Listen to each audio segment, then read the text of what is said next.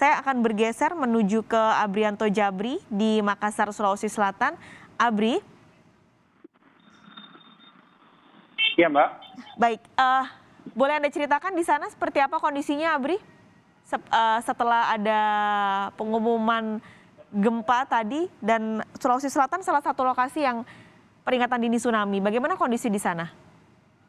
Ya, selamat siang Pak Salis dan juga saudara, dapat kami gambarkan untuk kondisi saat ini pasca terjadinya gempa di Makassar, Sulawesi Selatan yang terjadi selama 10 detik yang kami rasakan. Dan untuk di tempat saya melaporkan saat ini, tepatnya di Jalan Pengayoman, yang di wilayah ini juga begitu banyak perhotelan dan juga perkantoran, membuat para warga ataupun para tamu yang menginap di hotel dan para pegawai perkantoran keluar dari dalam gedung untuk menghindari terjadinya gempa susulan yang terjadi di kota Makassar saat ini, Pak Salis dan juga saudara, mengkhawatirkan dan tentunya masih ada rasa takut atas kejadian gempa yang terjadi barusan di kota Makassar, Pak Salis. Hingga saat ini pun para pegawai perkantoran dan juga para tamu di perhotelan untuk situasi ataupun juga kondisi di wilayah Pengayoman saat ini masih berada di luar gedung untuk menghindari dan menakutkan adanya gempa susulan yang terjadi saat ini, Pak Salis. Oke, waktu terjadi gempa tadi 10.20 betul di sana? Berarti, sorry, 11.20 Ya. waktu Indonesia Tengah berarti ya? Iya, betul Pak Salis. Oke, boleh diceritakan ketika terjadi lokasi Anda saat itu ada di mana, Abri?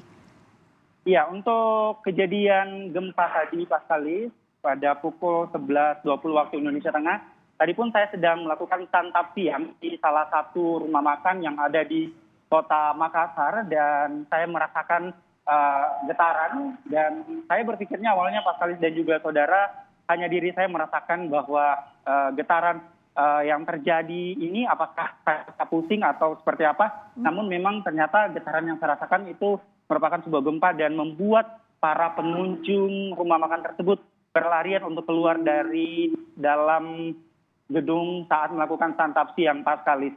Dan tidak hanya di daerah Pengayoman Kota Makassar juga, tapi di tempat saya juga tadi melakukan santap siang, Pak Salis, para warga dan juga anak-anak sekolah berlarian keluar dari dalam gedung, Pak Salis, karena takut terjadinya gempa susulan yang terjadi saat ini di Kota Makassar. Oke, karena tadi pada pukul 11.20 berarti masih jam sekolah, jadi banyak anak sekolah juga yang akhirnya keluar dari gedung sekolah mereka. Ya, Pak Salis. Oke, kalau di tempat Anda saat ini berarti warga masih belum berani untuk masuk ke rumah, apakah masih berkumpul di luar?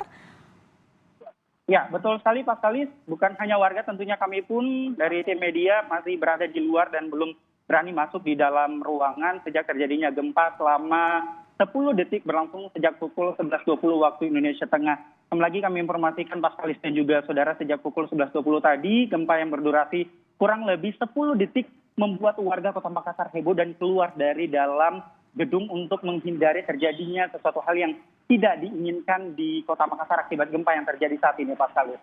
Oke, kalau dari tempat Anda saat ini ke bibir pantai apakah cukup jauh? Ya, kalau untuk lokasi ataupun juga jarak pantai dari tempat saya melaporkan saat ini, Pak Salis, untuk jarak tempuh sendiri kurang lebih 5 km jika kita tempuh dari lokasi saya melaporkan saat ini, tepatnya di Jalan Pengayoman. Sementara untuk lokasi pantai di Kota Makassar sendiri berada di pinggiran Jalan Penghibur Kota Makassar atau daerah Tanjung Kota Makassar, Pak Salis. Apakah Anda bisa melihat dari tempat Anda, apakah warga banyak yang berbondong-bondong begitu? Atau Anda sudah mendapatkan informasi mungkin apakah warga di sekitar pantai berbondong-bondong pergi menjauhi pinggir pantai? Apakah sudah mendapatkan informasi tersebut, Abri?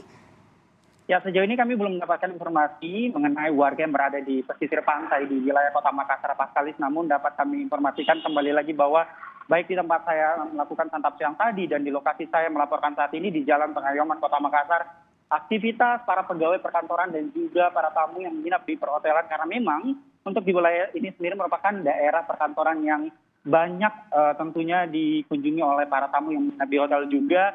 Untuk saat ini mereka belum berani untuk masuk ke dalam ruangan, ditakutkan maksud kami terjadi sesuatu hal yang tidak diinginkan akibat gempa yang terjadi. kurang lebih selama 10 detik yang terjadi pukul 11.20 tadi, Pak Salih. Baik. Kalau tadi di Sika, NTT, Cito sempat cerita bahwa warga ini banyak mendapatkan pesan berantai soal peringatan dini tsunami. Kalau di Makassar, apakah ada pesan berantai tersebut, Abri, atau mungkin ada pesan yang resmi dari otoritas resmi seperti BMKG atau pemerintah provinsi begitu? Ya, sejauh ini Pak Khalid dan juga saudara, untuk informasi berantai sendiri kami tetap mengikuti informasi yang diedarkan ataupun diinformasikan oleh BMKG atau Badan Meteorologi, Klimatologi, dan Geofisika mengenai kekuatan gempa yang terjadi di wilayah Kota Makassar, Sulawesi Selatan. Namun untuk di daerah Sulawesi Selatan sendiri, informasi yang kami dapat dari BMKG bahwa di antaranya ada daerah Kepulauan Selayar dan juga daerah Bulukumba yang memang menjadi salah satu daerah yang harus siaga dan juga waspada atas kejadian gempa yang terjadi saat ini di wilayah Sulawesi Selatan dan juga Makassar, Pak Khalid. Baik, nanti kita akan lihat lagi kondisi terkini di Makassar, Sulawesi Selatan seperti apa.